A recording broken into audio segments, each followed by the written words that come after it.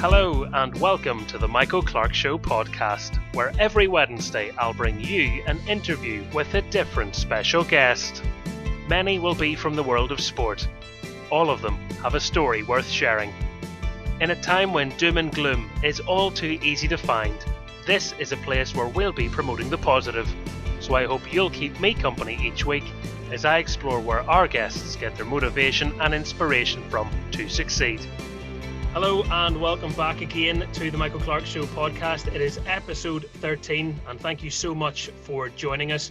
If you could like and subscribe this video if you're watching on YouTube, that would be a big help for me and my channel.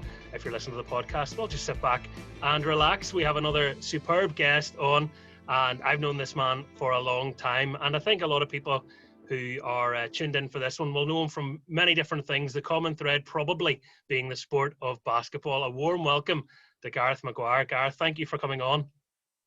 Michael, absolutely delighted. I'm over the moon to be here, to be honest with you. It's always great to have a past pupil ask you to come on their podcast. It shows me, maybe it's giving away my age a wee bit, but it's absolutely fantastic to be here, so thank you. No, it's really lovely to have you on. And yes, you were my PE teacher back in our Lydia days. Yeah, cheapers, I'm showing my age, my God. Yep, I was. Yeah, I certainly was. But you were also a massive influence on me in the sport of basketball, and I deeply miss playing the sport, I'll be honest with you. And those days in the school playing it and getting all the trips we had were amazing. And I guess throughout that, you got to meet so many different people and have so many different experiences. And that's part of what I want to tap into today, because you're someone who has lived that yourself as a player, as a father. You're going through it now with your daughters and everything they're achieving, but also as a coach and the work you're doing. So there's so many different facets to it. So you're a very interesting person, and that's why you're on this podcast. Thank you very much, Michael. I really appreciate it. It's a lovely thing to say. Thank you. I was a bit of a nuisance as a teacher, but that's okay too, so that's not a bad thing. No, I think what we can say is you were always really passionate. We can all think back to school and teachers that, some of us would have thought they don't care as much or they're a wee bit jaded. No one could ever say that about you, because you just wanted the best for people, and you were the only person that got upset if people weren't doing their best and getting the best for themselves. It wasn't just about you getting good grades from your pupils. It was about your pupils getting good outcomes for themselves. Well, my thing as a teacher, Michael, as you know, the last thing in my mind was the grades, to be honest with you. It was never... And a lot of people didn't like that. They didn't like I always believed if you could really enjoy being with the person and they enjoyed being with you, the rest will take care of itself. And if you think about it, if somebody looked at, because Carrick would be viewed as a Protestant area. If you look at it as not a grammar school, and all the big bunch of boys and students in that school at that time, I'm so proud of all of them. I mean, every one of them has been, many have gone through very difficult times, boys and girls, young and old, and, to me, it was more about them doing well in life and doing whatever they're happy with, because when you do what you're happy at, then everything else becomes easier. And I absolutely loved the area. And, they talk about, Protestant areas in terms of young Protestant men who have underachieved and don't go to university and all of those things. If you think about it, if you did a wee bit of a poll in the back of your head and you thought of all of those guys that hung out at that age, those about 4 or 5 year groups of boys, all have done, well over 50% went, did good things. The rest just took a wee bit longer and found their place eventually. I've been talking to some in the last week or two, believe it or not. There's some that I've been, just yarning to over social media and stuff, and they're doing so well. They're got their own, their wee families. They've got their own house. They're happy. They're content. After that, who cares? Yeah, 100%. I mean, you talk about religion. It's an interesting thing in Northern Ireland because in other countries, basketball is a big sport. Full stop. In Northern Ireland, for some reason, it was kind of more prevalent with people from Catholic or nationalist backgrounds. Seems strange to me because I went to an integrated school and had never really considered it until I started kind of looking elsewhere and going, oh, your school doesn't do it. Why is that? Well, it's ironic you say that, Michael. People don't realise this, but believe it or not, most of BRA, Orangefield, Enst, all the big Protestant schools, all were the best basketball schools in Ireland at one stage. Okay. I think I can't remember which one, but I think it was either Orangefield or might have been the Model. It might have been the Model now.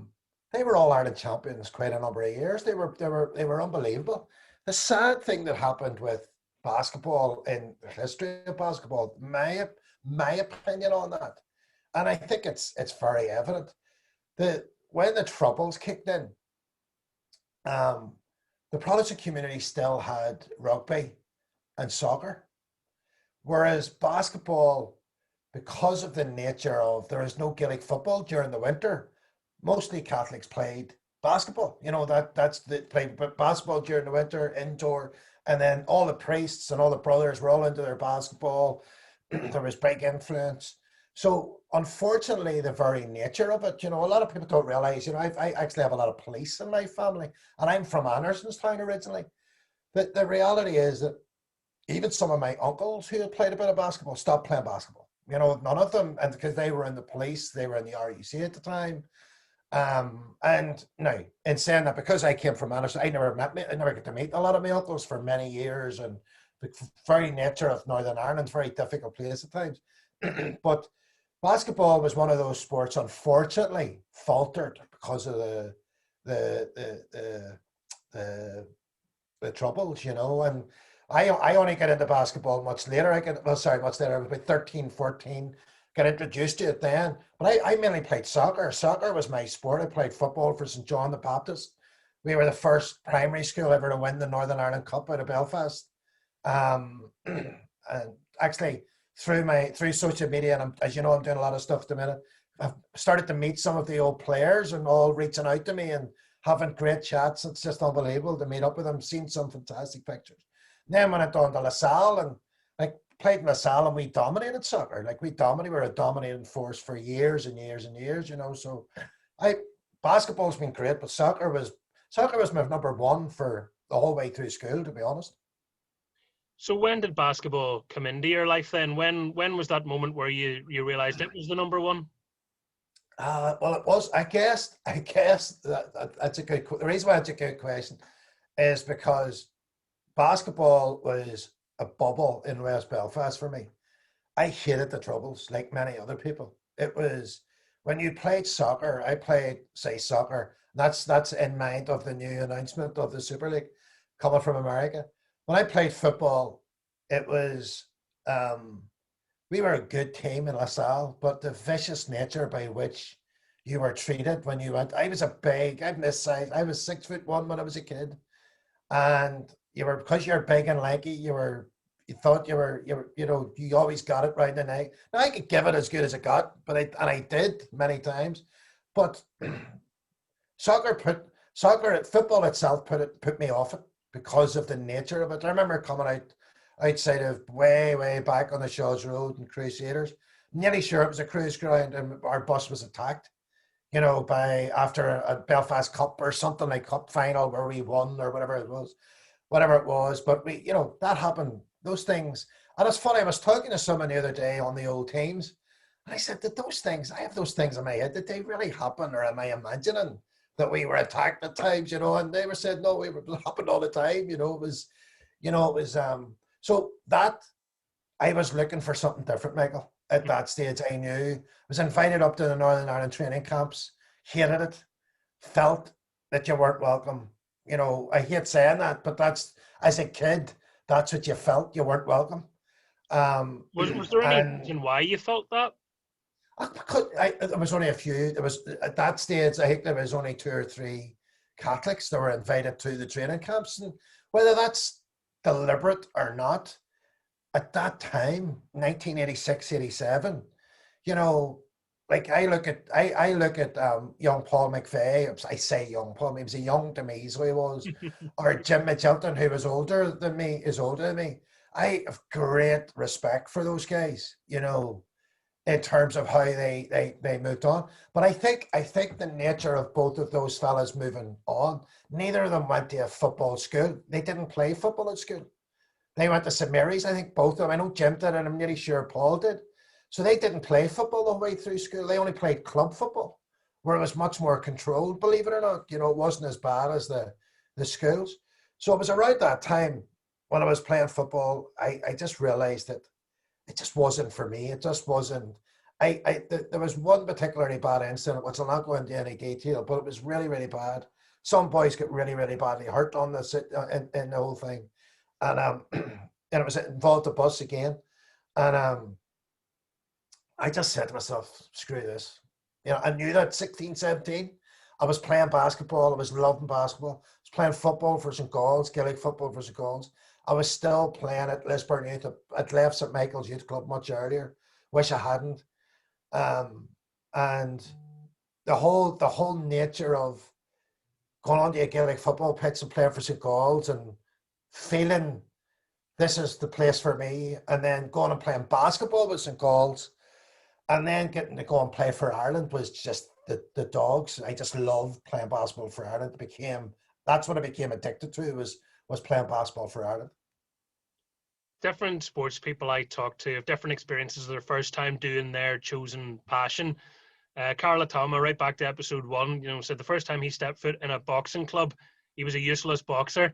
What were you like the first time you set foot in a court and were throwing a basketball? Was the natural God-given talent there? No, there was no God to it. I was just an athlete, Michael. I wasn't a really talented soccer player or football player or basketball player or a Gaelic footballer. I was just a big athlete. I was just a good, strong athlete. I could get up and down a pitch really quickly. I wouldn't be saying I was a graceful shooter, I was a graceful dribbler or anything like that. I just could get the job done. That's basically probably the best way to describe it. I do remember the first time somebody physically put a basketball in my hand and talked to me about it, and it was Danny Fulton, my old PE teacher in my school, who I'm forever grateful for doing that. And he was a man that demonstrated, exactly what I wanted to be, and as a PE teacher. And I could tell you stories about him where, I came from a very difficult background. My mum was the only wonderful woman, but the house was, there was a lot of alcohol through my father. It wasn't a pleasant place to be. And I used to go and hang out at the Danny Fulton's house on Friday nights at times. We used to get 2 buses up to his house up in Glencormley, and God love him. When I look back at it and I think, Jesus, I don't know what they would have thought when I was, but they never made me feel unwelcome. Never did they make me feel. They just knew he knew that I just needed to get out of that house, and I would go up and talk about basketball. That was it. I was just so enamored with basketball at that time. So it was, it is. He definitely played a big impact. But then I had other wonderful people, like I called John Kennedy, big time Gaelic footballer, but a really big time basketball player. Could have played anywhere in Europe. He was just a phenomenon. God rest him, he's not here anymore. And he took me under his wing as well. Just phenomenal people. So that would have been about 13, 14 when I first started playing basketball. But when I was like 16, 17, I started to realize I really like this. And 17, 18, I got a chance to play in the Irish senior men's team. And I wasn't looking back. Some of the things you've said there, I've kind of completed puzzle pieces in my head. I know you a wee bit better maybe than some of the people watching, so I don't want to kind of jump too far into it. But it sounds like a lot of experiences from your youth informed the kind of coach and the kind of person you wanted to be in later life. 100%, mate. And I probably waffle on too much in those answers a wee bit. You know what I'm like. I was always the same when I was in school teaching. Yes, 100%. I love teaching. I loved Ulidia. I loved Lagan College when I was there. I actually left Ulidia with sort of a broken heart, to be honest with you. I didn't feel I left doing the job that I went to do. I didn't finish the job that I'd started. I wanted to create something really big there, and it was sort of taken away from us, and I hate that, to be honest with you. I feel awful. I feel it's a piece of that puzzle I would have loved to have finished. But because what we were building there was a safe place for young people, a safe place for families to be able to understand that no matter what goes on, their kids, their children are going to be taken care of. The consistency around that was so important, and it didn't work with everybody. Some families just didn't get it, and that's fine, and that's life. You cope with it. But the majority of them did. The majority of people loved what we were doing. I some of the most proudest moments, of being a teacher or a coach happened in that place. And that's I felt that the system couldn't cope with that. Couldn't cope with, we're really here just to take care of these guys. This crowd don't give a shit what they get their grades. Sorry for using the word there, but you don't care about any of that. The whole idea is, their mental well-being. There was fellas in our school who probably would not, if they were in any other school, I don't think they'd come to school. They didn't come to school. There'd be fellas come into our class, and you were in them, where people would come in and I'd say, listen, just put your head in the desk and go to sleep and don't be annoying anybody. And I would get into that. People in the school would struggle with that. Teachers struggle with it. They struggle with that sort of different way of thinking. Bringing, I would always be given the class, or there'd be a lot of, issues in the class. Not all. So the classes would always be very well subdivided, but there'd be certain classes where you knew there were characters in it, and I would be asked, could I take them? And you'd spend your morning, being a social worker, dealing with very real issues. I mean, somebody's been beaten up the night before, or, there's huge issues in the house, and, really caring, really what's important. And that's where my problem was. That was the start of my, it was I don't know if you remember, they brought in this, I'll never forget it. And they brought it in all schools, not just our school, where you had to digitally, instead of registering with a book, you had to do it with a digital. And it was a B in it. It was a B in it. B all. For me, it was like, I don't believe. For me, my concern was not having my back to the students in the class. My concern was for talking to whoever outside and trying to sort them out. And so absolutely, my childhood was a huge training for that. Huge training for that. And a great mom, but everything else around it was just mayhem. So did I bring that into the school and put that bubble wrap around everybody? I knew everything that went on in that school. Knew what was going on. I knew what was going on with everybody. That's our job. Our job is not just to put books in front of people and get grades. That's unfortunately what the system wants us to do. It's all about grades, but is it really about grades? So here's a great example. The pandemic has just happened. What about all the people who have not done grades or done exams for the lab? Are they any less bright? Are they any less important? Of course not. Bollocks. I mean, this thing has been tough, and it's been hard for everybody. But as a teacher, as an educator, I feel sorry for all my colleagues, my ex-colleagues. But I look at the system and I go, let's now see how we're all going to deal with this. Yeah, it's massive. And I think, testament to you is the fact that you keep in touch with so many of your ex-students. So many of them want to keep in touch with you. And, it wasn't that there were boundaries being trampled on or anything like that, but there was a trust there. And it didn't matter whether you coached them or taught them or whatever, but there was a respect as well. And obviously it was a big word in our school, respect. But, you have to kind of earn it. And you were prepared to look after people and maybe look a little deeper as to why, some of the people that I was good friends with were tearaways at times, as people would have looked at them. And there were things probably that you would have done that, your teacher did for you that schools would look at and go, you can't really be doing that. You have to let them leave that to their families. But you were always trying to look after people. I think the thing is, I don't know if you probably do. Like one of the things about school, to me, the most important people, my best friends in that school, I don't mind saying this with my teachers, it's some brilliant friends in there as teachers, but my best friends were the caretakers, the secretaries, the cleaners, the dinner ladies, the people who really made the place work. That's my belief. They're the people that count in everything. And the reason why they were so important to me, because they all knew that I broke the boundaries. I did stumble on the boundaries at times, and I needed a bit of room for something, or I needed someone to come in and open something up for me, or I needed, somebody to be, like those things need to happen, and you need to and not every teacher's willing to do that. And that's okay too, Michael. There's nothing wrong with teachers who just want to go in and teach and leave. I actually really would have been really critical of those people, but I'm not. I shouldn't have been, because they are equally just providing information, and that's okay. That's their role. But I think, the thing about the thing that I wanted to do at Carrickfergus was, when I moved out there, and I remember I was all in. So my girls all went to that school. So I wasn't like a lot of other people. Oh, I'm involved in integrated education, but then they don't send their kids there. So I don't ridicule them either. That's their call. But I was all in.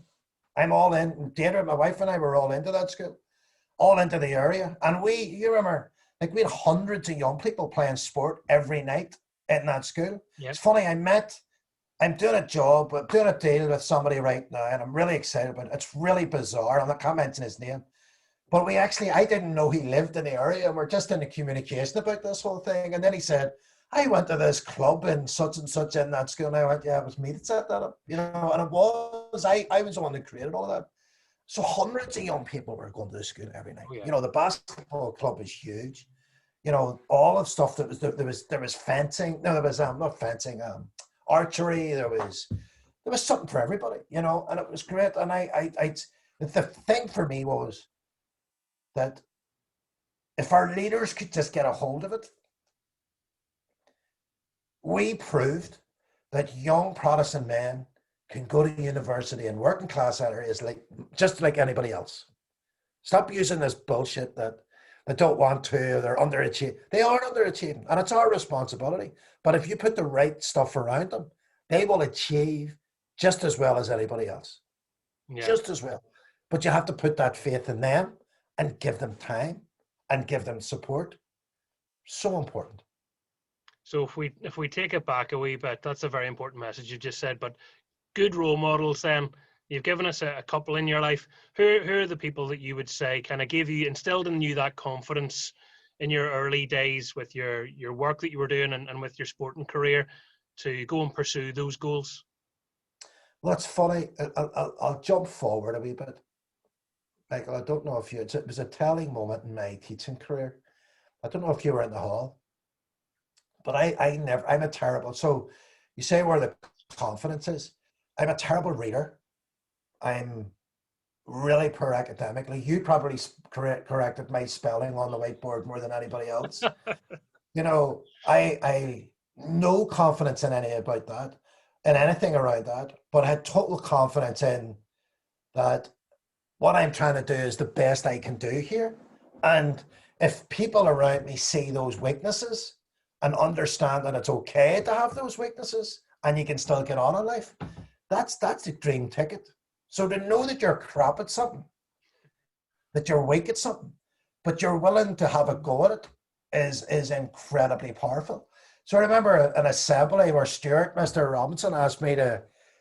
Hawthorne asked me to do an assembly reading, and I hated them. I fucking hated them. I just didn't do it, And this day, it was when we got the new assembly hall, I was asked to read out a prayer, and they made you stand on a fucking table, and I'm going, can I just stand on the ground? I'm 6'1", I don't need to get up there. So and then I start shaking with nerves on this when I was reading.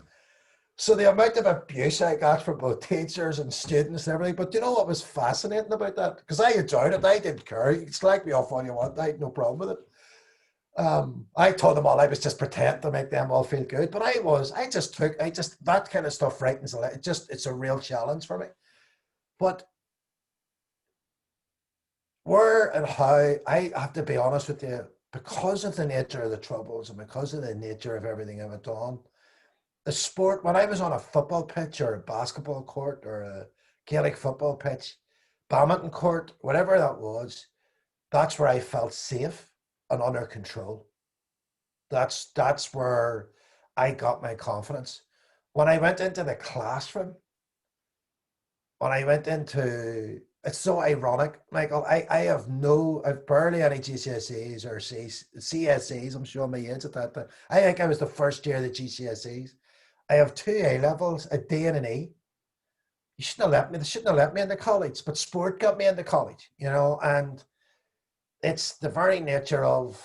I was lucky. I found sport. Sport is what did everything for me. And I remember, I'll never forget the day we won the Northern Ireland Cup for the primary schools, John the Baptist. Have some great stories.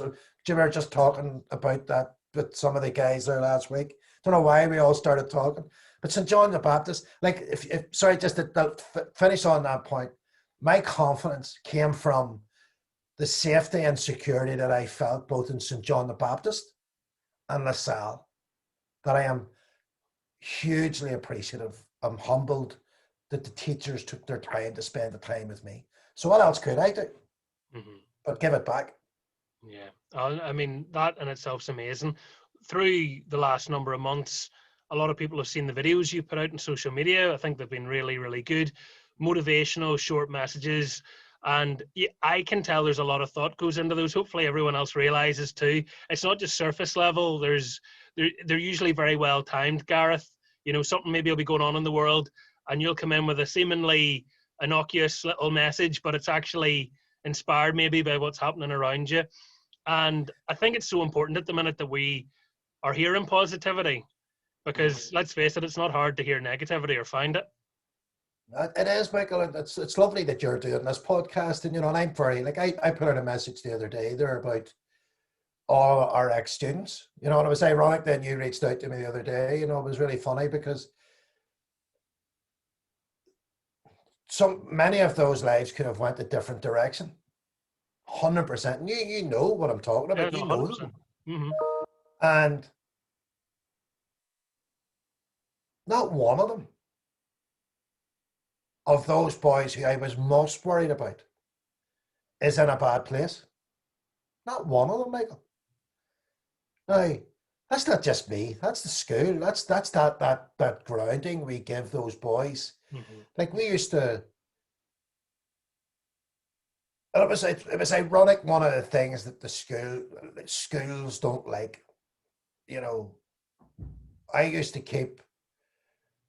There was about 30 of the lads. I remember I used to the weights room down at the bottom, and I used to make people do their homework first before they were allowed into the weights room or go out to the playground and play five-a-side.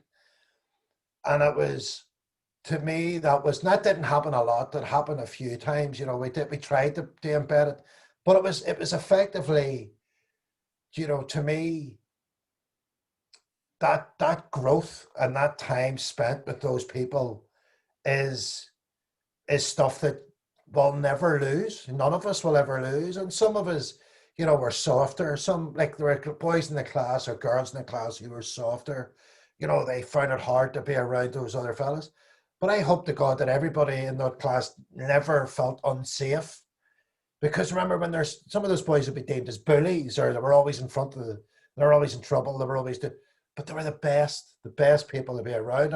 And that you can't buy that, Michael. You can't buy that success. And when I say it's not success for me, it's success for them.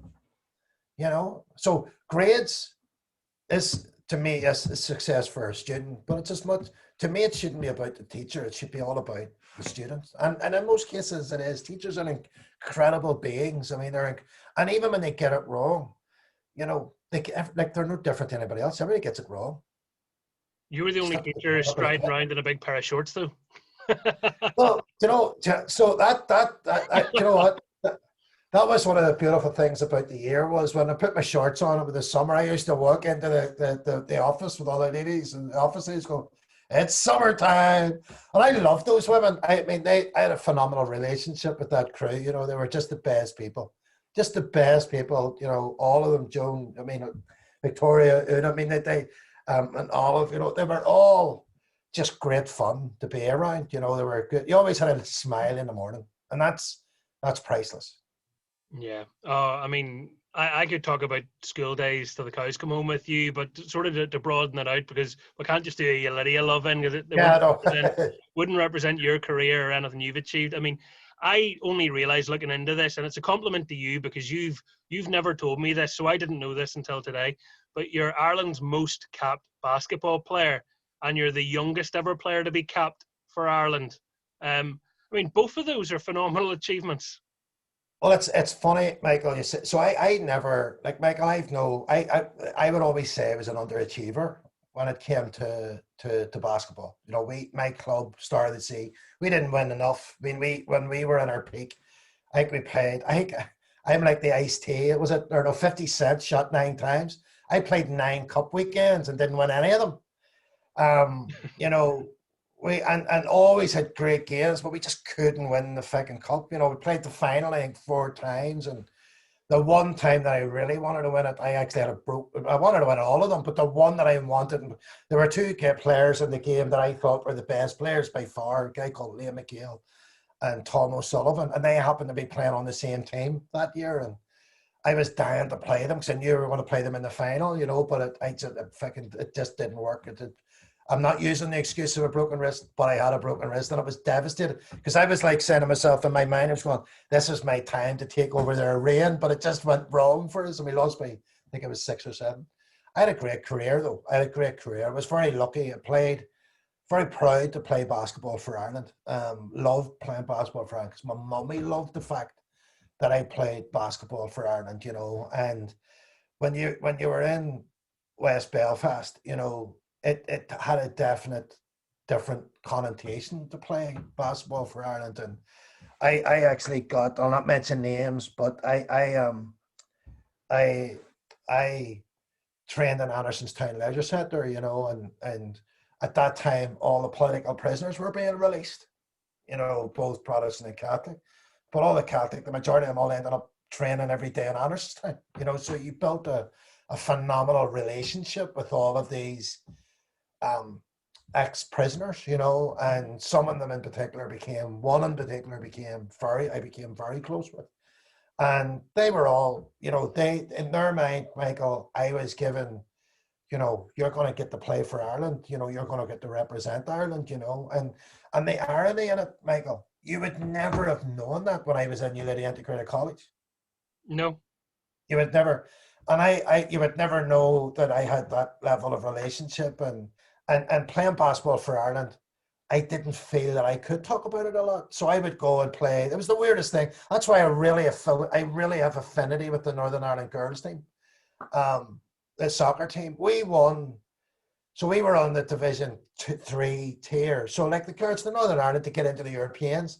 So we were playing against. We would go away and play international tournaments, and then you'd get back on the Sunday night, and you'd be teaching the next morning.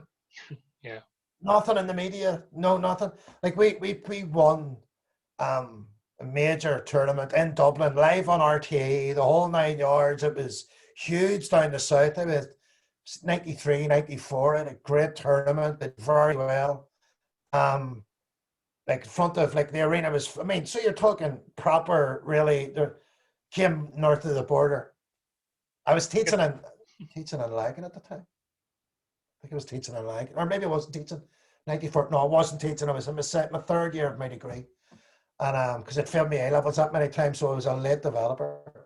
But we would play international games. I remember one year we went and played against. No, you play against Germany. You play against all the big boys. Yeah. But you'd come back to school on a Monday morning, and be sitting there with the assembly, and you've just flown back in, and like the. Yeah, so it's very privileged career, very privileged to play for Ireland. Phenomenal experiences, won great games, lost awful games, went to incredible places. Like we were in Macedonia the year before Macedonia had the terrible war, when it all blew up. We were there. It was horrible. I mean, we were there. It was really bizarre. We would go into we were thinking we were in the hotel, and it was dire place. So it was. And then you'd drive around the corner and you'd see this beautiful arena because basketball was their number one sport, you know. Just incredible. And I can't remember any of their names, but we played against Macedonia twice. And we played, the Macedonia at that time would have had the best player in Europe that could have went and played the NBA. And we played against some of these incredible superstars, you know. It was just very, very lucky and very privileged to experience it. Tell you a very quick story. I got injured in that tournament, and I couldn't go to the game. Didn't want to go to practice. Didn't want to do the games. And so I would walk to the gym from the hotel, and for the practice, just to get a bit of because I was so down that I couldn't play. And met these kids at a shop, and I bought a bunch of kids sweets and Coke, and it was the old Coke bottle, so it was really cool. Bought them all. So I walked the next day and walked around a corner and went, shit, there's about 30 kids on the corner waiting to see if I'd come back. So I arrived, and you couldn't spend the money. It was so cheap. I mean, it was no, you couldn't spend the money. So I bought all these kids a whole pile of sweets and different things. Michael, I went round the next day. You wouldn't believe the crowd that was at the thing. I couldn't go. It was just too many kids. It was just too many. But fascinating experiences like that, where you you got to witness great things. It was phenomenal. Sorry for waffling on. No, it's really interesting. Just in terms of your career, was there ever a chance for you to pursue it professionally? Because you're outlining you've this success, and it is actually a really good parallel to the Northern Ireland women and what they're going through at the moment, where for the longest time they went unnoticed, and you're playing for your country. And basketball is far from the only sport that's all island. Look at the rugby, boxing, etc., etc., etc. But for whatever reason, sort of nobody's talked about it. Nobody knew about it. So could you have gone professional? Could you have taken the next step? So I had a number of offers, Michael, and but I had an awful incident when I was related to that Macedonia trip. I had a terrible head injury. So the previous year, the way it worked was you went to the European Championships, and it used to be a block of games. So you would be away for 6 weeks. Quite fascinating experience, and it could be anywhere in Europe, it could be anywhere. And, like the tournament that we won in Dublin, that was us getting out of tier 3. So we beat Cyprus in the final. And very good game. It was 24. I wanted to finish college. I decided not to go to the States. So did college in Ireland. In Northern Ireland, and University of Ulster. And a great time in that university. It was just a brilliant place for me. And long story short, like a lot of sports stars, something happens. Some sports athletes, something happens. We played one of our pre-games in France. And the reason why I remember the game so well, because the mayor gave us a presentation bottle. I think it was a Loire region. And they give us these 2 bottles of beautiful wine, as gifts for being there. And I didn't drink. I'm not a drinker, but I remember drinking that wine and thinking, God, that was really nice. So it was really beautiful. But I had a great game. I had a great game in that tournament, in that pre-game tournament. And I got offered a really good contract to stay. Remember ringing Deirdre from a phone box. Deirdre, who's obviously now my wife. Were you long together at that point? Oh yeah, we were together at that point. I remember ringing her saying, "What about this guy? They've just offered me a pretty good deal here." And I can't remember what it was. Can't even remember if it was punts or it wasn't punts. I can't remember what it was, but it was a really good deal. So it was. See, at that time, Michael, I don't know if you would remember this, but at that time, show my age here, that was really the beginning of the Bosman era. Mm-hmm. That was when so a lot of my friends who played basketball, like one of my buddies, two of the fellas I played in the Irish team, a guy called Pat Burke, Jay Larinaga. Jay Larinaga is now the assistant coach to the Boston Celtics. Pat played in the NBA for many years. Jay played for Panathinaikos. He played for Paris Saint-Germain. He played for, I'm trying to remember one of the big, he played for, Pat was playing for Real Madrid. So it's ironic, this whole big Super Cup thing. Basketball actually has that already. So it has the normal leagues, and then it has the big European Cup where all the big teams just play in this one competition. And like those guys, we would be playing with those guys on the Irish team, and those guys would be earning, major money. I mean, in the millions, earning private money, hundreds of huge money. And they'd be playing with us on the Irish team. And I would go and teach the next day. So that, unfortunately, that long story short, sorry, waffling on here, I had a terrible head injury not long after that offer, about 2-3 months after that offer. So it was for the next season. The offer was, they wanted me to stay then, but then I said, I'll come back the next year, but I need to finish my degree. It was one more year I might agree, and then I was going to go into teaching, but I was going to hold off in the teaching or something like that. But I had a very, very bad head injury, Michael, on a basketball court, and I lied that I was okay, and I had a relapse in Macedonia at the next European Championships. Wow. And once I had the relapse, I wasn't allowed. No one would give you a contract after that. That was it. So 25, 24, 25, knew I wasn't going to go away and play, so I was happy enough.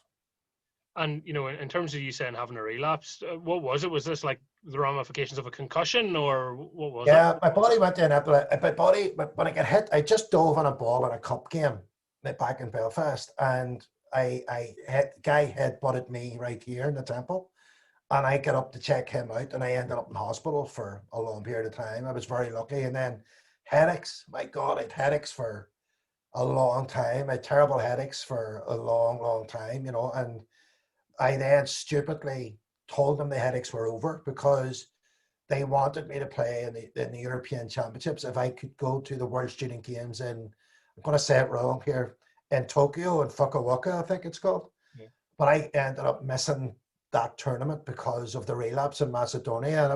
And I didn't get hit in the head in Macedonia, I got hit in the leg, and it was just like a shock again to my body, and my body went into another fit.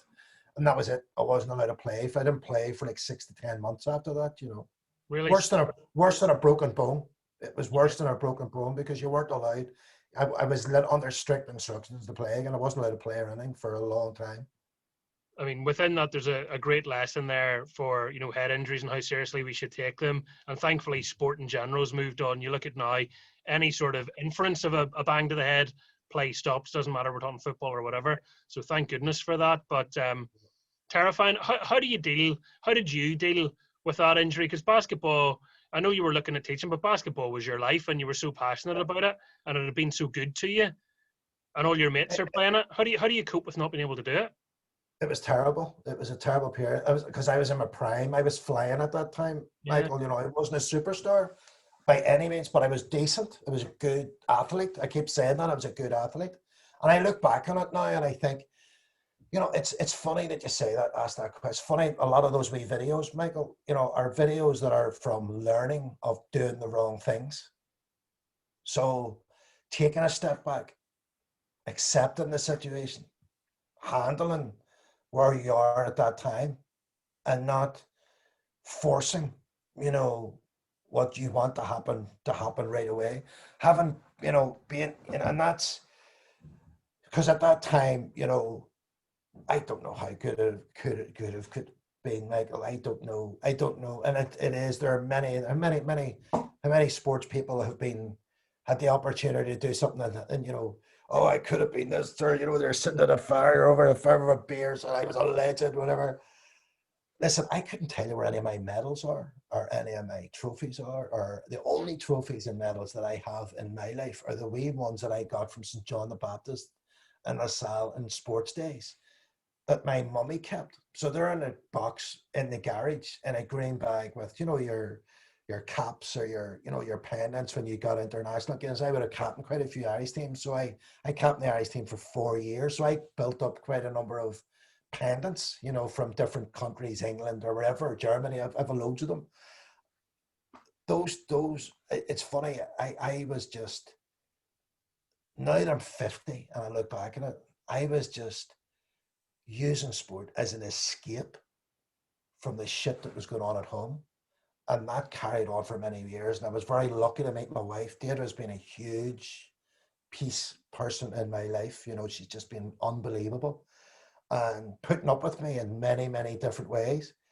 But it was the whole thing around, the impact of that head injury. It did frighten a lot of people. It certainly frightened me.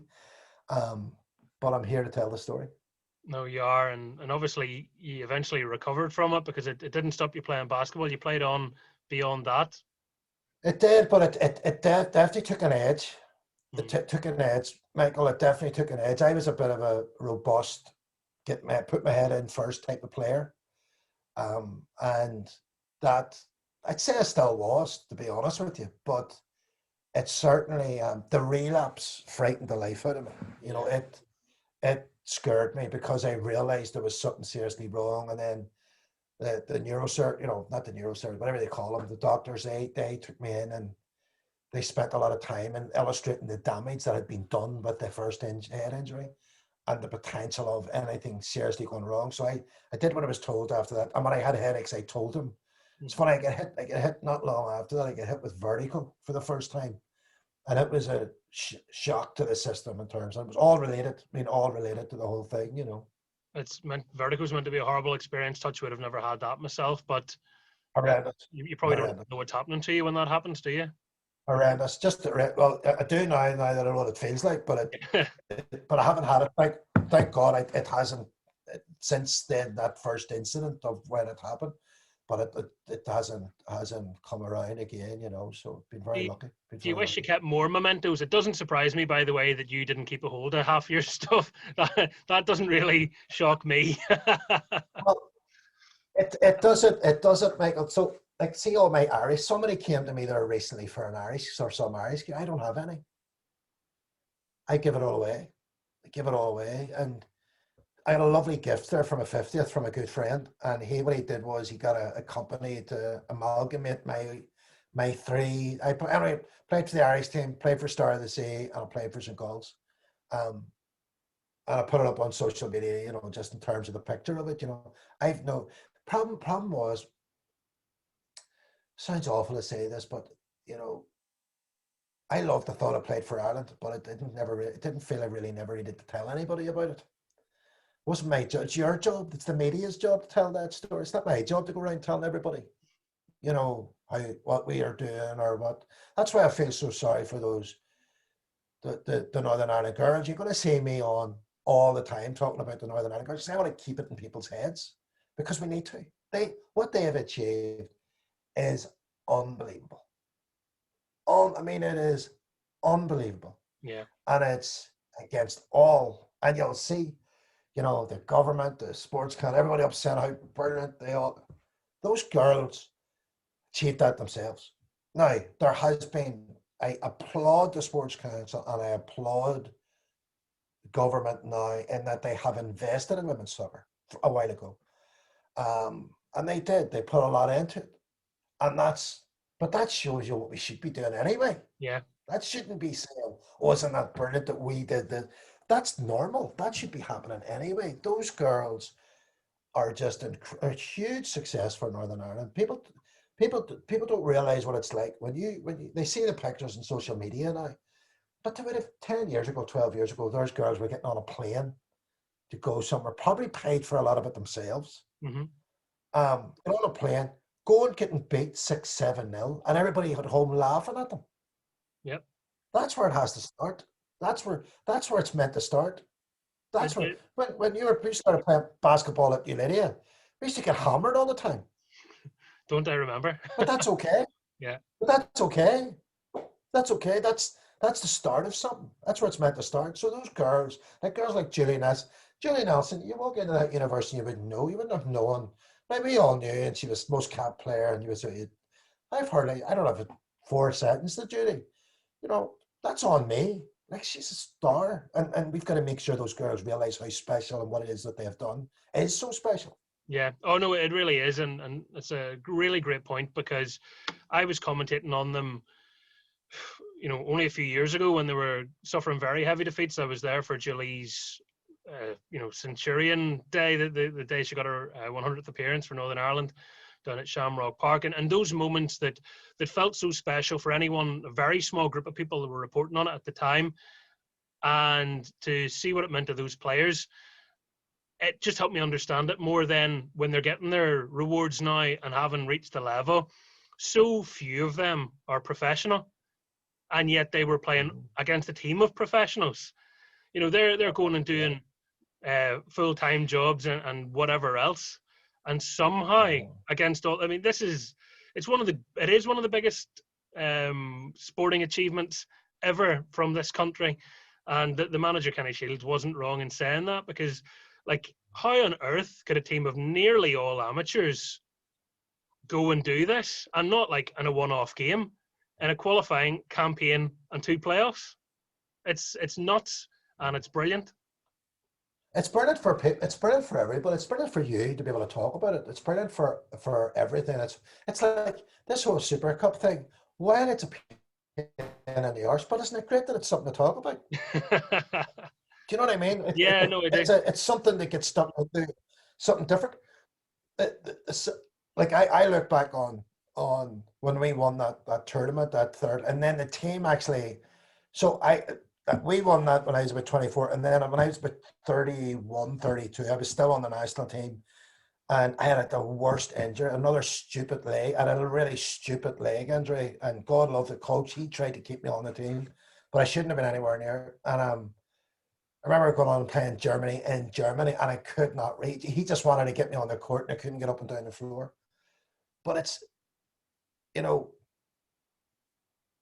the the success of doing things when it's against all the odds is incredibly ratifying. The problem is the governing body, and is government, are they ready to take those girls to the next level? And are they going to deliver for them? Because they've done their bit. Mm-hmm. Are they? Because in basketball, it didn't. Like our guys, we got through phase one, phase two. The team got into phase two. I had that injury and it put me out. That was me done. I couldn't come back from it. It's really funny. I'd wrecked my leg, and then I thought I was coming through, and then my appendix popped. And that was it. That was me retired from the international. And those our basketball community, our basketball governance did not take us to the next level. In fact, worse, nearly bust the association. I just hope that those girls are given all the support that they deserve. I think Kenny will make sure that happens to a point, but it shouldn't be him going and asking. Mm-hmm. It should be, what do we need to give you to allow you to have everything? I was talking to someone, Alan Tigert, and he works with me in Sport Changes Life. And he was just telling me that, like the prize money or anything like that for the women's nothing. I mean, there's nothing really there. And, so hopefully those girls get what they deserve. Isn't it incredible that, when you look at where you are now as the CEO and a co-founder of an amazing charity, and I want to talk about Sport Changes Life in a little second, and someone who can be outspoken in the right sense and trying to champion change in this country, and have done for many years on different issues. When you think of where you grew up and how you didn't particularly enjoy the academic side of school or anything else, let's face it, if we were to just do this on your result card, you shouldn't be anywhere near it. And there's an underdog. You're an underdog story, Gareth, is what I'm saying. 100%.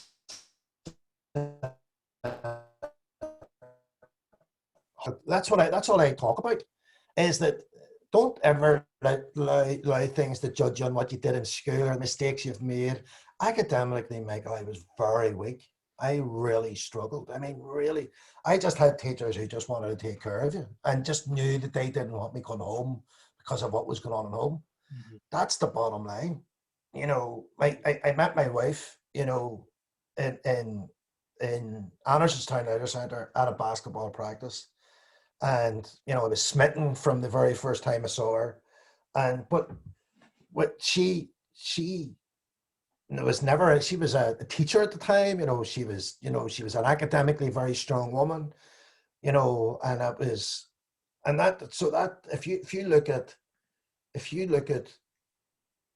if you look at the amount of people in that school, if they'd have known my scorecard, I shouldn't have been on that board writing and spelling mistakes all over the board all the time and being corrected. But and a lot of teachers won't like me saying this, there's so much more to teaching than teaching.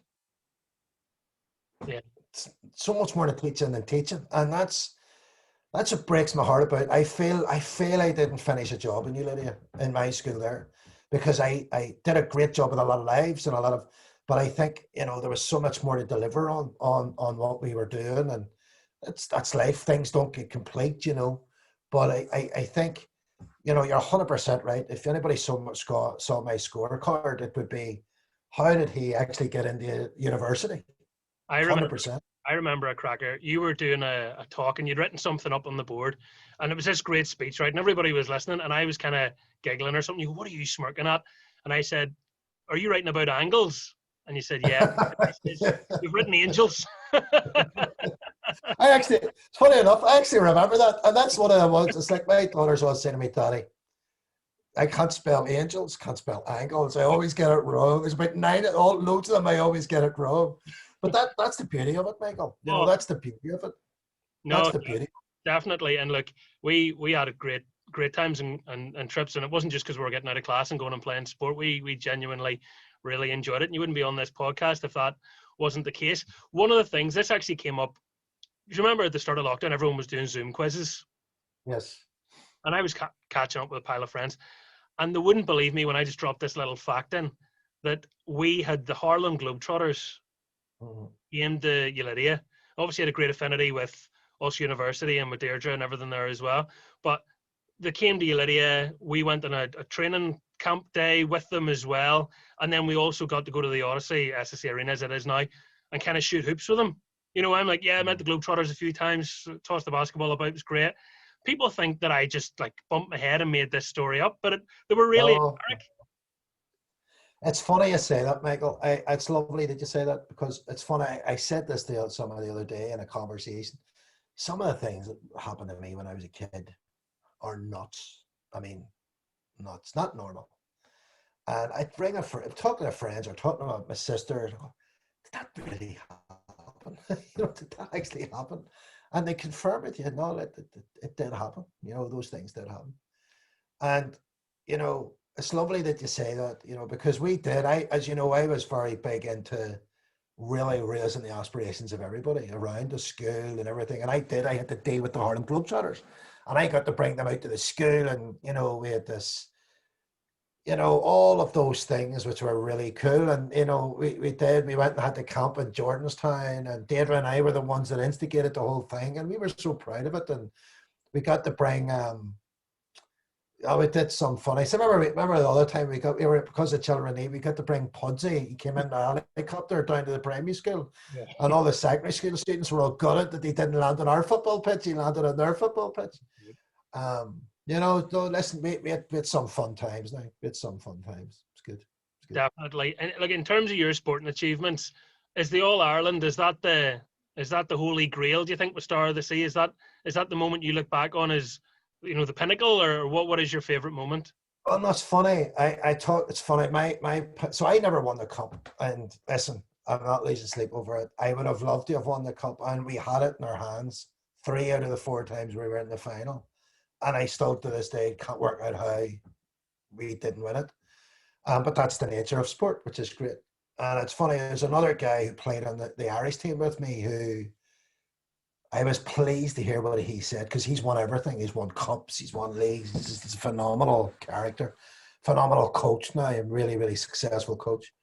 And the pinnacle for me was when when I was 24, we won that international tournament in Dublin. That was something special.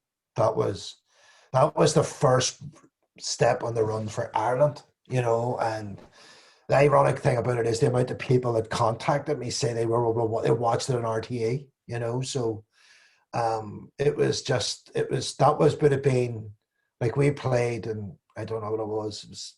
I don't know, there's a whole lot of stuff that happened, but we played the semi-final, final, the third, quarter-final, semi-final, final, we're all live on TV, on RTE, and we played in the cup weekends, so semi-final and final were always live on RTE, and that's what I mean. Remember, the RTE signal in the south was only got if somebody like your dad put an RTE aerial on the building. Remember, you couldn't get RTE unless you had that extra aerial. Yeah. So nobody saw the cup games in the south. That's how mad it is, so you'd be down, you'd be going and you'd be a superstar and you'd be walking into the arena, everyone's signing your autograph and all of that stuff.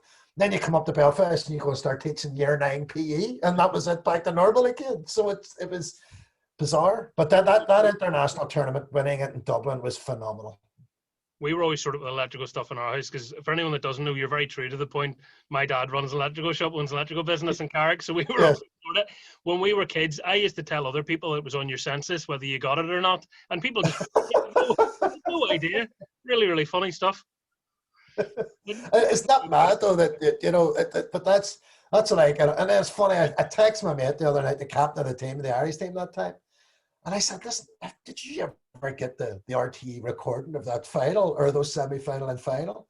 And I went, fucking, I never really did. And I says, "Listen, we should get that and go and watch it someday for a bit of crack." But it was the first big step for international basketball in Ireland, and it was when I say there was other teams I think were better back in old before me, but we just got it right. Move on. And that was it. Love it. In terms of Good sport, times.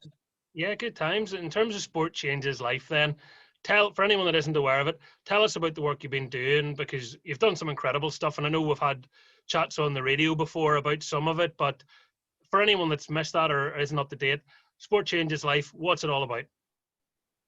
Well, I love the question. So, sport changes life is about using sport to change life. It's simple as that. My wife and I set up. We created what's called the Victory Scholarship Program, where we bring American students into the country. They get to study at the university. So we founded this at the University of Ulster. We have impacted thousands of lives, Michael. Thousands of lives, and nobody knows it. Nobody knows it because we've done it in such a way. The young people we work with, we don't expose them we don't need their picture on something to tell everybody that we're doing good. Maybe do some of that type of stuff, but we do fortunes to become our benefits. So we started to work with very difficult groups and estates in a lot of areas. But, won't mind me saying this, a lot of people, don't want to work with groups that have, close affinity to, paramilitary organizations or different groups, whether they exist here or don't exist here. But we would ex individuals who were involved in the past, we would engage with them to help us engage with young people just so they would try and keep them out of the way. So we would bring the Americans in, they would be our Trojan horse, they would be the distraction. Then we would spend time. We have a great relationship with the police. We had a great relationship with politicians. We had a great relationship with the communities. And we've had phenomenal success. And I'm obviously very proud of it. It's nerve-wracking at times because you take risks, when you are delivering. That's what we did at school. That's where I started it. A lot of people didn't realize that, after school, part of the programs in the evening was as much about making sure some young people get something to eat before they went home. Making sure that, they had somewhere warm to go in the evening because they didn't go home, they stayed out all night. Many of them. And that nature of that whole sort of sport changes life is like a blanket, to protect a young person when they need it most. And that's the beauty of what we've achieved. So a lot of people go, what is sport changes life and what are we doing? The easiest way to describe it, we want to raise the aspirations of a young person. We want to protect that young person. We want to make sure that they can achieve what they potentially can achieve in life and understand that we're not always going to be successful. That's tough. It's not always going to be successful. And then the final piece, sport is what we love. So we're privileged. It's like I feel privileged to be talking to you, Michael. I'm very privileged that we've had so many young people, who've grown into fantastic young men and women as a teacher, and that's the beauty of the scenario of where we are with things now. So sport changes life is, in simplest terms, using sport to impact and change people's lives to better themselves. It's amazing to see the work that you're doing and to hear about it, and you can tell the passion that you both have. I'm sure they're just married people wondering, how on earth do you and Deirdre do it? How do you have life and work together and do everything? Because you talk about couples or whatever, but you two are like the dynamic duo, aren't you? You're joined at the hip. Well, I don't know how she puts up with me, Michael, to be honest with you, because I'm always running around like a lunatic doing stuff, and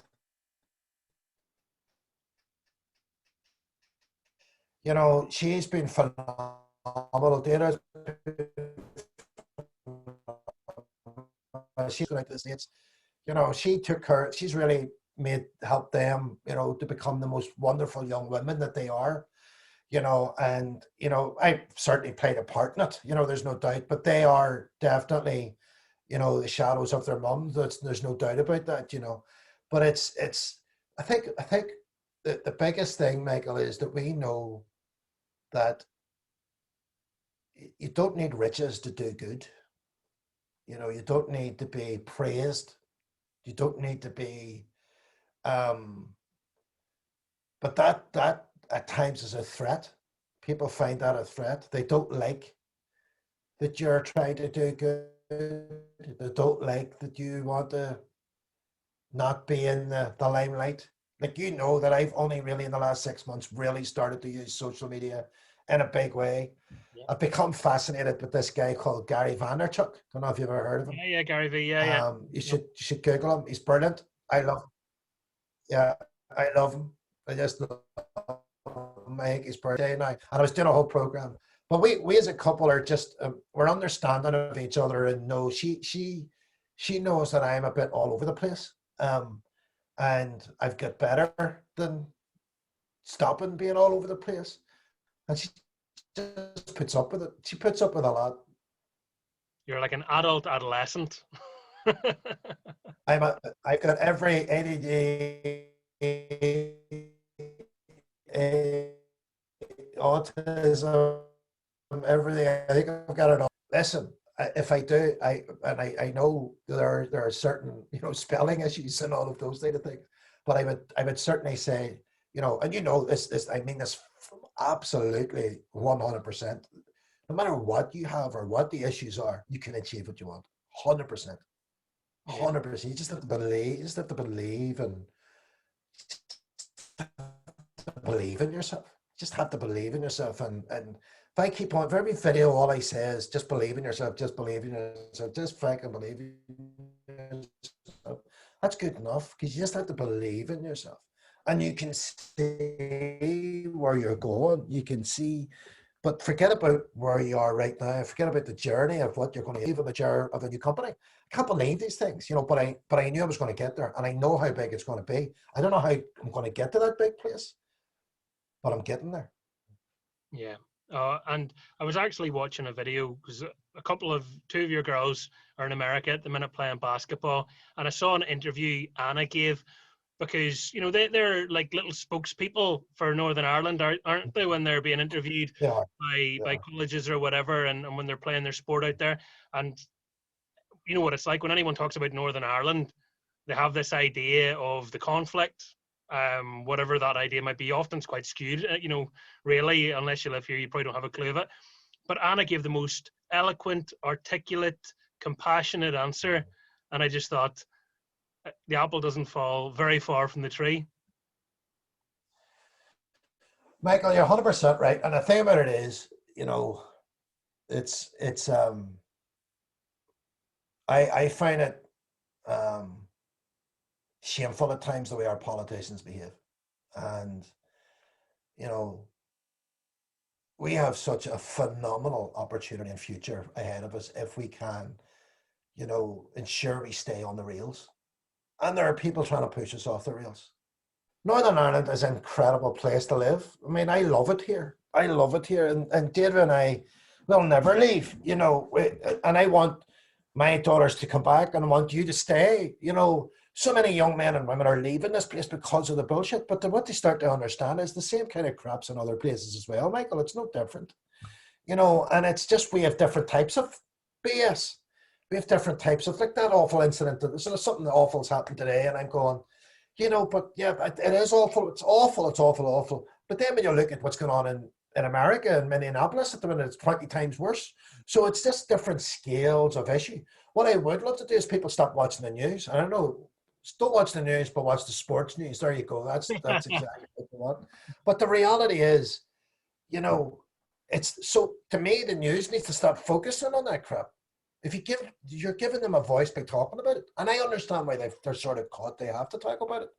But it's my daughters, and lots of young people that I would have spoken to. So I'll give you one quick story. There was a young Protestant lad from one of the estates hardly spoke ever, in any of our programs. And we had a great explanation of from an American student whose brother was an Air Force pilot. Mm-hmm. Fantastic experience, because she stood up. It was during the flag protest, and she stood up and started ridiculing the way the flag was being used on people's shoulders, on lampposts, and she says that's not. She gave them an explanation of how that was disrespecting the flag. Now, if that had come from me, there would be World War III, but it came from an American student, and her brother was in the Air Force, and she explained that if her brother, his flag that he, whatever, I don't understand why he had a flag, whatever it was, but if it ever fell on the ground or there was ever something happened to it, it would be incinerated out of respect. Okay? So he gave this fantastic, so this young lad stood up, never spoke. Obviously, no GCSEs, no A levels. There's nothing going on there whatsoever. Extremely under. He gave the most beautiful explanation of his love and his understanding of the Union Jack. It was brilliant, Michael. It was just brilliant. I felt so proud of him that he was willing to stand up there and say what he said in front of everybody, and everybody applauded him, and everyone was up and giving him hugs, because you could then, because we didn't have a pandemic. But I respected that kid. Even though I'm probably deemed the other side or whatever, not the other side at all. I respected him and his explanation of the Union Jack and why it was so important to him and his community. Nobody else had the balls to stand up and do that, but he did. Yeah, he did. And I remember I speak to that kid the odd time. We do talk. He's a young man now. And I was blown away by him. And that's what we've got to respect. We've got to understand. I respect that kid. I respect him doing that. Just like I respect the young person standing up talking about a trickler. There's nothing wrong with either of them. But we as adults tell them that there's something wrong with it. Yeah. And then what are we doing? What are we doing to this place? What are we doing? You know, the Northern Ireland women, you know, win the other night. We should be all out celebrating. You know, the other joke for me is I didn't even know that was the Irish Sea. Never mind the Irish Sea border. That's how thick I am. Do you know what I mean? And I'd say a lot of people don't know. Yeah. I'd say a lot of people didn't know that, you know, whatever the thing is, we don't know unless people hammer it down our throat. You know, this is wrong. You gotta listen to this. You gotta stop. Give me a break. Give me a break. That's one of the things I think, and I know both of us are so passionate about sport, that is amazing, because sport forces you to mix tribes, doesn't it? It forces you to meet new people, and that is just such an empowering experience. When you're in a team, that's your team, and it doesn't matter race, creed, whatever. That's your team, and then through that you develop an appreciation for, inverted commas, the other. And I went to an integrated school. I'm so proud to hear that there's now another integrated school starting in Carrick. Central. Yeah, saw that. I'm a huge advocate, and make no apologies. I'll be unbiased about a lot of things, but I'm entirely biased about integrated education, and hopefully one day it's called education, because why on earth would you not want everyone to be together? But sport is one of those things, isn't it? It brings you all together. You think of the boys that play basketball in that team in Ulidia. Talk about a mishmash of everywhere. Well, I think, Michael, my biggest celebration in Ulidia is not any of we won 3 All-Irelands in Ulidia in that time when we were there, 2 boys and 1 girls. That was. I remember a parent. Below me, I'm not at all jealous. No, you're unfortunate. You were the what do you call it? You broke the path the way through. You boys all started it. The best thing that ever happened to me in Ulidia, as a teacher, forget about Ulidia, as an educator, as a person who want to have an impact in lives or in young people's lives, was when a father called me on a Sunday night, I think it was a Sunday night, whatever it was, and he said, "Gareth, listen, do you know what happened last night?" And I went, "No." I said, well, I was waiting for this, that there was something really bad had happened. He said, "You know, all the fellas left that big party last night at 11 o'clock. I just started laughing. I says, I didn't even know there was a party, but I did know there was a party. I was only joking. And I said, well, listen, I did ask them, we had a big game the next day. Is there any chance, you know, you can be sensible tomorrow? Every one of them left. Mm-hmm. Every one of them left. And you can't ask for it. Like that, even talking about that gives me goosebumps, you know, because that is people believing in you, that you're believing in them, and that you trust them. You can't buy that, Michael. Yeah. And I still talk to every one of those fellas, you know, lots, not lots, but they all reach out to me, can have a bit of fun and have a bit of banter, and you know, and the thing about it is, Michael, don't get me wrong, I not sitting here thinking, oh, you know, I've done everything right. Made many, many bad mistakes, many real judgments, misjudgments, and errors of judgment on my own part, many times. Um, and but I'm just human. Everybody makes mistakes. Um, but if you're looking at me as what's what's this guy all about? And I'm telling you, the thing that I'm most proud of, obviously my girls is you know number one, my family. But that experience of a parent ringing you and telling you your guys all left before 11 o'clock last night and we're all home getting ready for your game today. I mean, won the game, but I didn't know that. I didn't know any of that had happened, and that to me is a game changer. Oh, it's massive.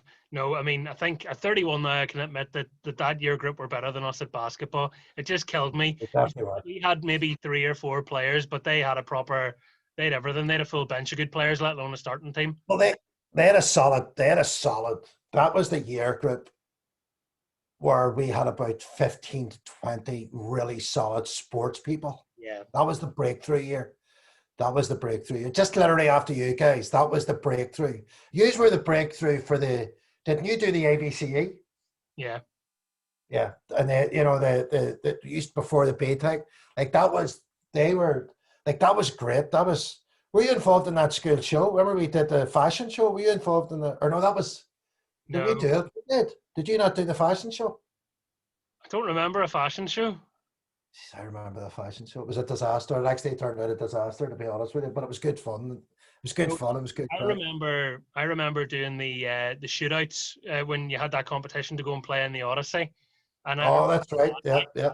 I'm just so competitive. It took me years to admit they were a better basketball team than us because even though I knew it, I hated them for it. Loved the lads, but just competitive nature we get. You know, Did you ever come up to the primary school blitzes as well? Or yeah. no, you wouldn't have.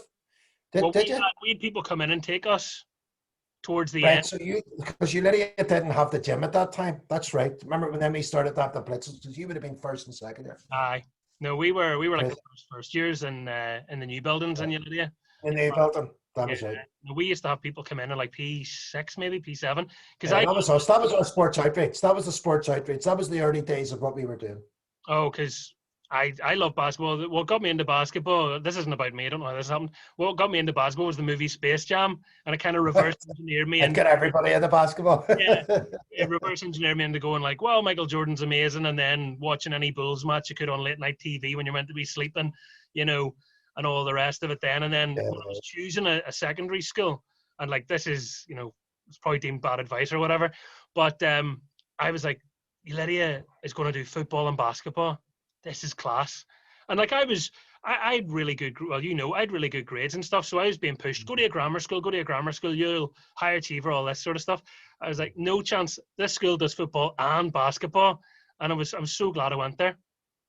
And, and I really keep saying this, Michael, those years, like against all the odds, I mean, it was incredible the achievement out of those years. It really was incredible. And the reason why I say that, not mentioning any names, those classes were not segregated. You had A's and Yeah. whatever's Everybody. in the class. Everybody was in those classes, and it was very hard for teachers. And I loved it. I enjoyed the crack. I got a mixture and I didn't care, but it's amazing. Now, the thing about, you say what you said earlier on about integrated education, I totally agree with you. It's a fantastic story and it's a way forward, and still not enough happening. But it needs to then talk about it. It needs to not hide from it. Mm-hmm. It needs to not hide from it. And I worry about some of the integrated schools in terms of where are they? Or they've all introduced this A level standard. Is this A, 11 plus core that you can get into the school. Is that the right thing? Yes, I think it is, because I pleaded for it in Unity. I thought we needed it badly because there was such a variation, that was going on there. But got some of the stories. Oh, Such a here. good stories. We could get some people in trouble, but we'll not. Before we wrap up, Gareth, like you've got Just no names. Just no names. No names. Don't mention names. redacted. Yeah. You're starting not one but two podcasts. I am. I'm not going to name them because I actually just came up with the names today, and I'm really excited about the name. Well, so one of them. One of them I just use it. I call it "It's What About You." Just it's a friendly like this, very casual chat, but we'll be having you on it. And that's. I've started that. I've started testing that with the Victory Scholars, but I haven't done anything consistently. I'm about to do it now, so we were planning all that out today, and we have a planning session tomorrow, and then. I've a sport chain as life one, and I've got a, it's not a fancy name, but there's something about it that I just realized that it's the right name, and I'm just so excited about it. I'm so excited because I don't know what it's going to look like, but I know the name is right. And so we're going to do one of each every week, and then on the Friday we're going to have a wee show, like a wee live Facebook live show about sport, and invite different people in and just have a bit of crack with them, and for 30-40 minutes, and just have a bit of banter and just put that out there and just see how that goes. And to me all this is it's funny, you feel a bit corny talking about, impacting lives and changing the world and all of that stuff, but it's not corny at all. It's actually very important. And you're right, somebody's got to put out a positive message, and I believe that's what we're doing, and we're going to flood the place with a lot of banter and crack and have a bit of fun with it, and see where it goes. You throughout this have said the phrase "believe in yourself." Do you believe in yourself now? Very much so. Very much so. I'm really on a different plan now. Right now, different. I definitely would have. Struggled when I left Ulidia. Mm-hmm. I left there not in a good place. I loved the place. I felt that I keep on saying I didn't finish my job there. It's do you know that film, the Accountant? Yeah. Film The Accountant, where he struggled when he didn't finish the job. That was me and Ulidia. I didn't feel I finished my job there. There was things that I needed to do that didn't get done. And I felt really agitated for a number of years after that, but 100%, absolutely believing in everything we're doing right now. And we've just set up a new company. Well, we actually set it up 2 years ago. But through issues with Brexit, issues with the pandemic, it's been on hold really. Mm-hmm. And it'll be a big announcement in the coming weeks about a new company called Inspirus. Brilliant. And Inspirus Sports Management is going to bring college basketball events back to Belfast. It's going to put them in different parts of the world. And the whole idea is to reconnect the world through sport. And we've great business people who will be announcing, who are investing in it, investing in the vision. So the core belief is the charity gets to do its job.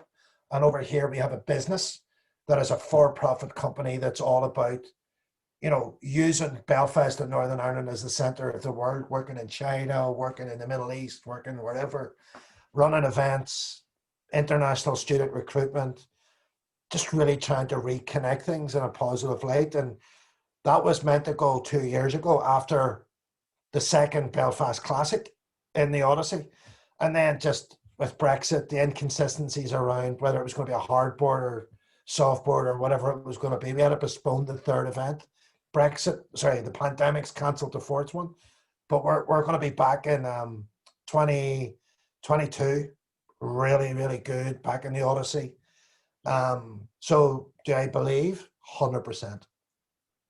No, amazing. And the Belfast Classic, such a great event. And it goes into, well, up to 60 million homes, doesn't it, in America with the TV deals you've done out there?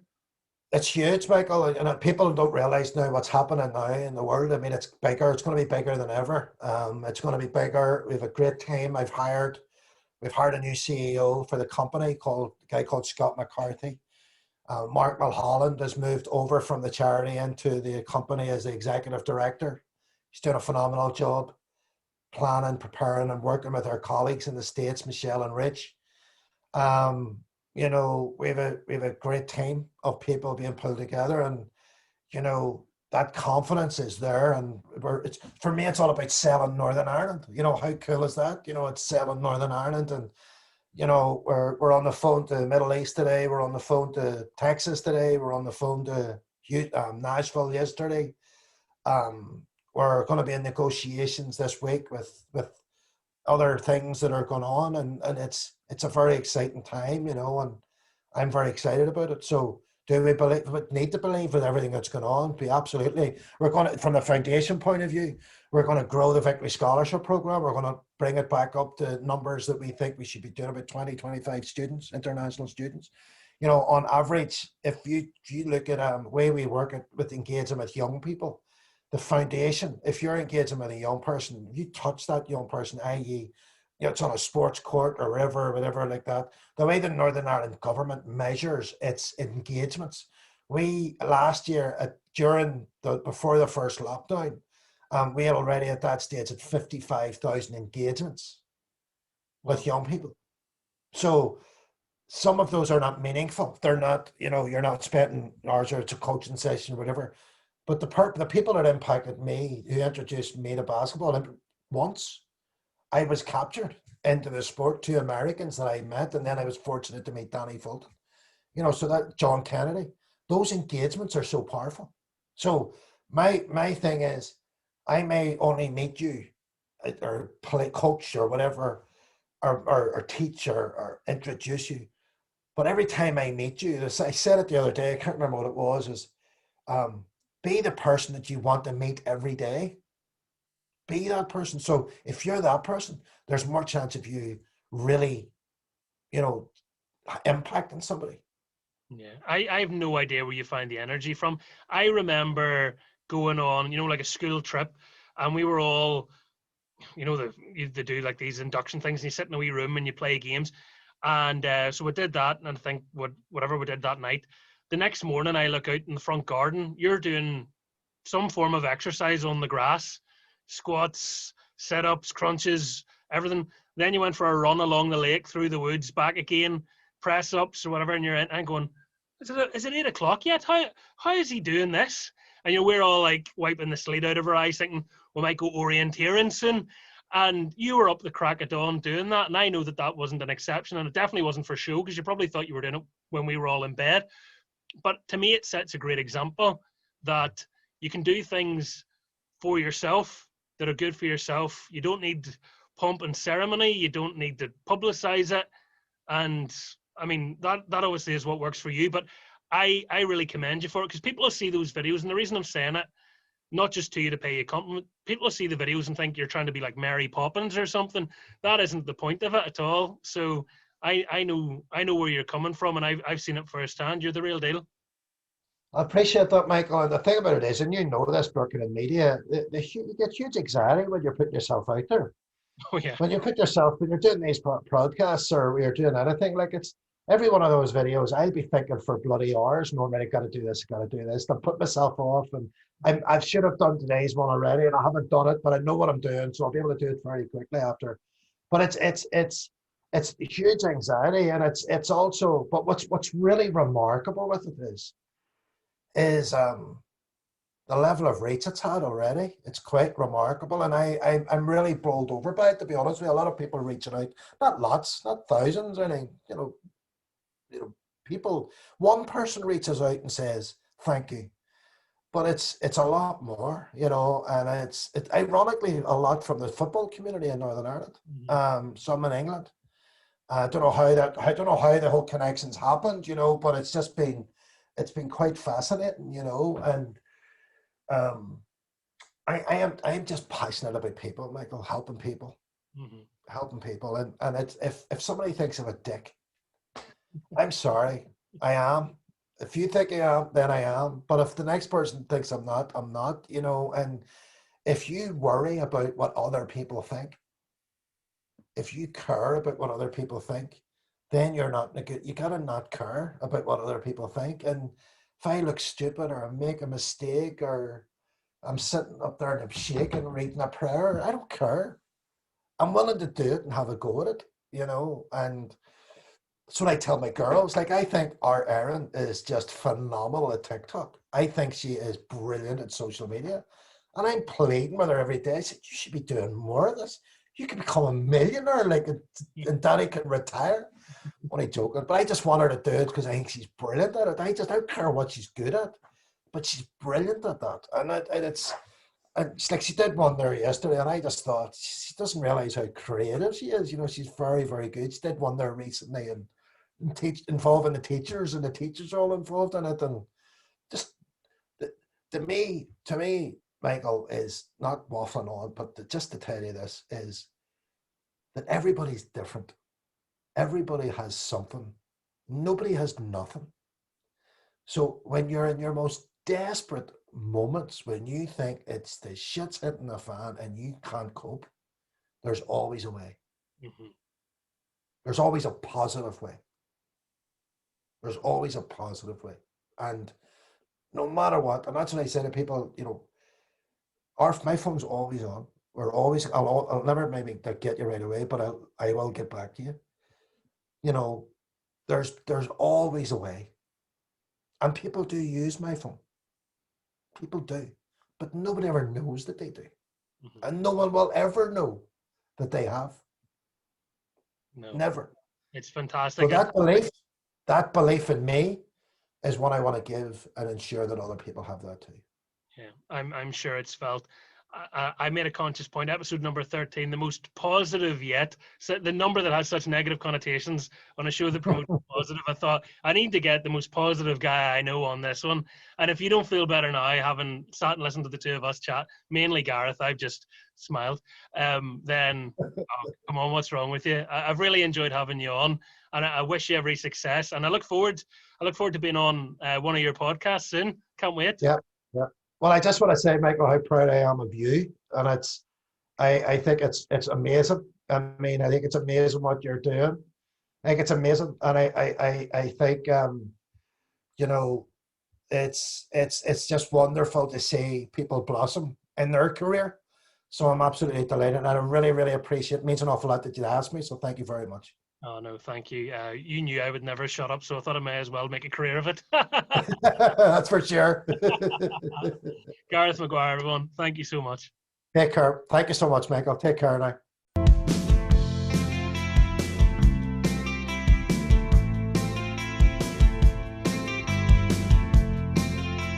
Thank you for listening to the Michael Clark Show podcast. You can follow me at M Clark Show on Facebook, Twitter, and Instagram. Check back every Wednesday for a brand new episode, which you can download as a podcast wherever you get your podcasts from. You can also watch the entire interview via my YouTube channel. That is youtube.com/The Michael Clark Show. And if you like our theme song, it has been kindly provided by the brilliant SX70. Search for SX-70 on Spotify to stream their music. Until next Wednesday, take care. I'll speak to you soon.